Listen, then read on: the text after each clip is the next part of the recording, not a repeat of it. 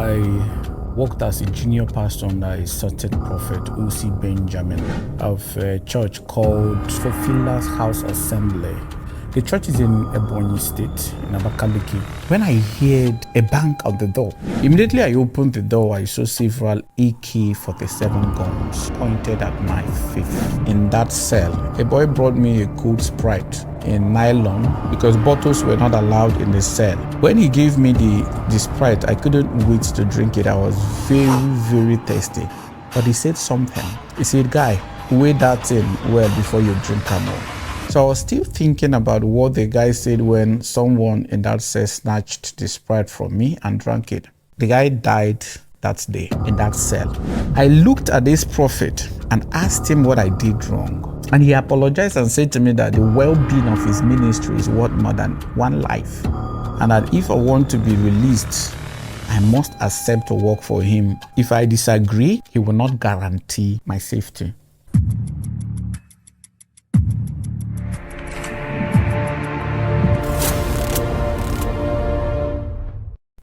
So this is a personal story. It happened many years ago. I worked as a junior pastor under a certain prophet, O.C. Benjamin, of a church called Fulfiller's House Assembly. The church is in Ebonyi State, in Abakaliki, at a place called Odinukwe Street in Abakaliki. So at that time, I was very much younger and passionate about the things of God. All I wanted was to be called the man after God's heart, like David. I believed in prophets. I believed in prophecies. I believed in miracles. I believed in a lot of things that I would later find out to be lies and empty. This prophet, could tell you everything about yourself, the balance in your bank account, your date of birth, your mother's maiden name, how old your pregnancy is, the names of your family members, and so many other things. In fact, he raised the dead, healed the blind, caused the lame to walk, and so on, a lot of miracles. In fact, there was a woman who delivered a dead lamb in the glaring eyes of everyone in one of our crusades. This man was a major prophet. I heard he still is, in Abakaliki. At that time, we used to move around in convoy of exotic cars, dressed in very expensive ways, and, walk like the authorities to the throne of God. And we had girls of all shapes and sizes throwing themselves at us. It was on a Tuesday that year, we had a crusade at Abani Road in Enugu, in a hotel called Royal Palace. So we lodged in that same hotel and rented their hall for the crusade. Before this day, I had informed my friends, Cain, Ita, and Zeal, of the crusade. They were students of UNN, and they had always wanted to come and witness the ministration of the friend, me, who was now a pastor. That first night, while my friends were seated amidst the crowd that came for the, miracle crusade, I led the opening prayers and watered the ground for the coming of the prophetic commander. That is how we put it then. After I ushered in the prophet, I left to my hotel room. While in my room resting, I dozed off. So I was sleeping when I heard a bang at the door. And I jumped up and quickly opened the door. I thought one of the senior pastors had, come to scold me for relaxing in my hotel room while the crusade was going on downstairs. But I was wrong. Immediately I opened the door, I saw several AK-47 guns pointed at my face by rough-looking, hefty men. I nearly lost my breath. Without asking me anything, they, descended on me with blows, boot kicks, slaps, and my shirt was torn apart and used to tightly tie my hands to my back. Then they dragged me downstairs. We go downstairs and I saw, an angry crowd everywhere. I saw my 3 friends mercilessly beaten and tied to a healer's van. That was when I realized that these men that tortured and dragged me downstairs were SAS officers. So they asked me if I knew who these my friends were, and I stared at these guys that I've known for a very long time, confused, not knowing what was really happening or what they did or how I was connected to it. But of course, I couldn't deny my friends. I couldn't deny them. So what exactly happened? What happened was that while the prophet was ministering to the congregation as usual, he was healing the sick, and they go to the turn of a man who claimed he was born blind. The man was going to be the major miracle of the night. Unknown to the prophet, unknown to this blind man, rather, my friends were living in the same neighborhood with him. So my friends knew that he was not blind, and when they saw him faking blindness, they thought that the man was deceiving the prophet. So they stood up and went to let the prophet know that the man was not a blind man. Unknown to my friends, this man was hired by the prophet to fake blindness. So in the process of trying to blow the cover of this blind man, the congregation became confused, and to douse the brewing confusion and rising suspicion, the prophet raised false alarm and alleged that my friends were trying to blackmail and kidnap him. So my friends were quickly caught by the congregation, and of course, we know these puppets. Nobody even asked questions. So these my friends were caught, beaten to pulp before SAS arrived. When they were being beaten, they kept on shouting that I was the one who invited them to the program, and that was how I was named the pastor who conspired with hoodlums to kidnap the prophet. These kidnappers did not come with a car. Just pay attention. They did not come with a car. They did not come with a bicycle.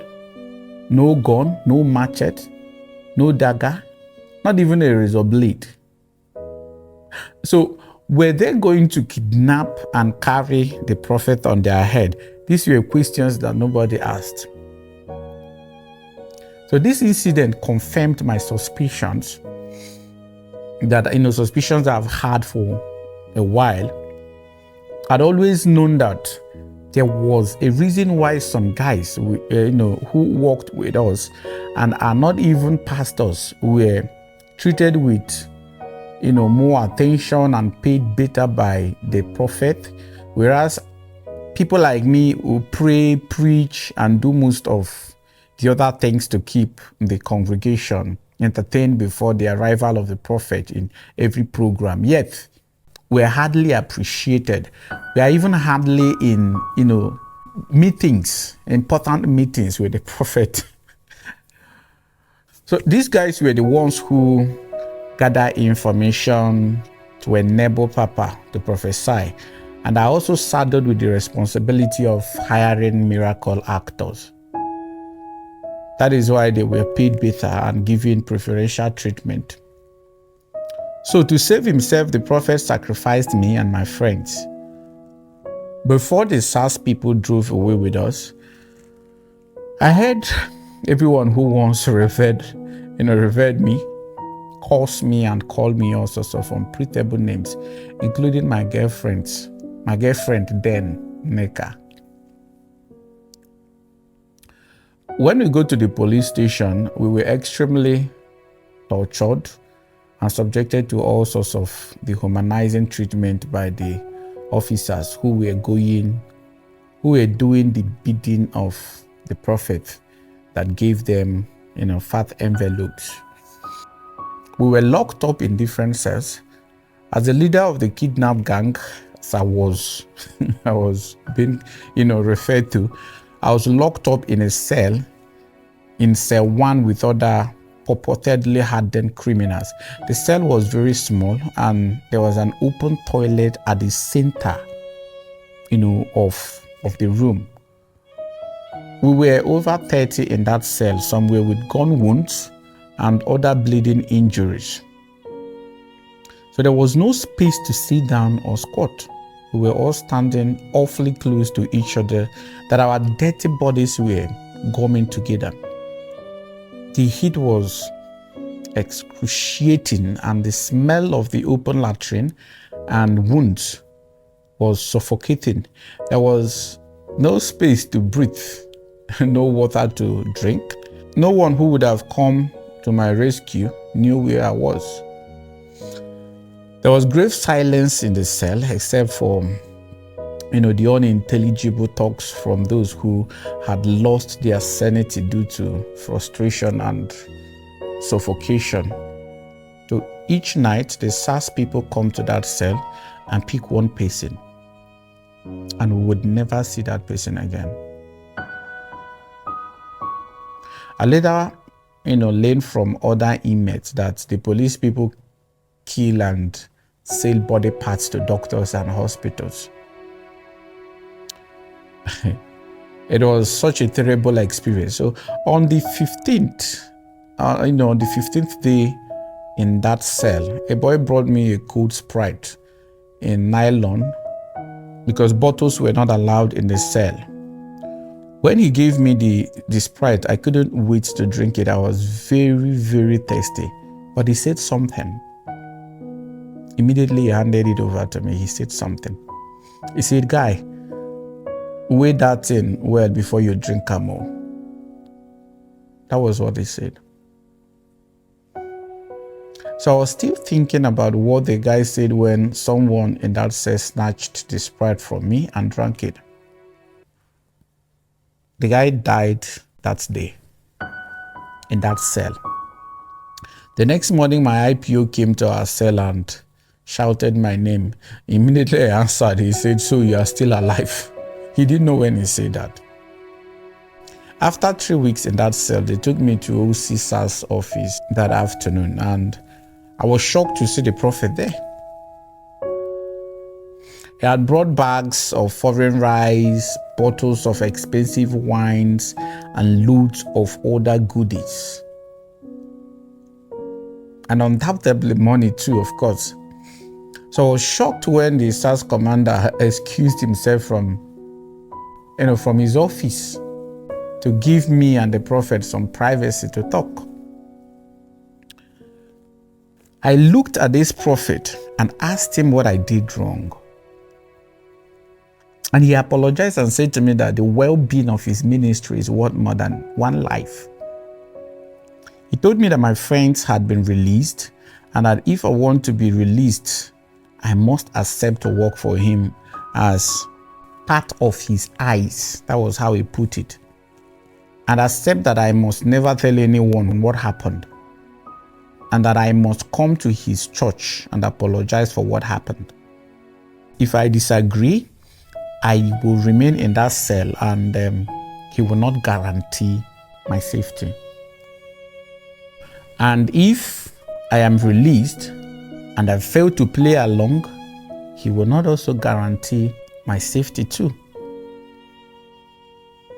So I accepted. Who wouldn't accept after 3 weeks of torture? I accepted. First, I wanted to know what being part of his eyes means, and I know that exchange of one fat envelope can cost me my life. So I was freed, and I was shocked to see my mother and my aunt and some family friends at the gate of the police station. They told me that they've been there for 6 days and the police refused them access to me. This explained why no further attempts on my life was made. People already knew where I was.